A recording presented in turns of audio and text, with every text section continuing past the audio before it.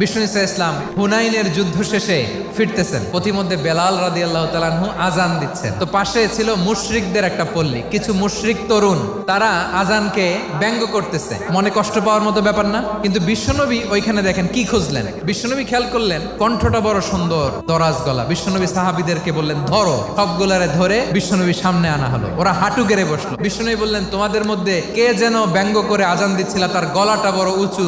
আবু মাহজুরা বলে আমার বন্ধুরা সবাই আমার দিকে আঙ্গুল দেখায়। আবু মাহজুরার মাথায় হাত দিয়ে বললেন এবার আজান দাও দেখি। আবু মাহজুরা বলে আমি তো আজান দিতে জানি না। বিশ্বনবী বললেন তাহলে আসো আমি তোমারে শিখাই দেই। বিশ্বনবী একটা বাক্য পরে, আবু মাহজুরা পরে, বিশ্বনবী পরে, আবু মাহজুরা পরে। আবু মাহজুরা বলে এক একটা বাক্য পড়ি আমার কলিজাটা গলে ঠান্ডা হয়ে যায়। বিশ্বনবীর সাথে দাঁড়িয়ে উনি শাহাদা পড়ে মুসলমান হয়ে গেলেন। বিষ্ণু ইসা ইসলাম বললেন যাও আবু মাহজুরা, আমি তোমাকে পৃথিবীর শ্রেষ্ঠতম মসজিদ মক্কার মসজিদুল হারামের মুয়াজ্জিন হিসেবে অ্যাপয়েন্ট করে দিলাম।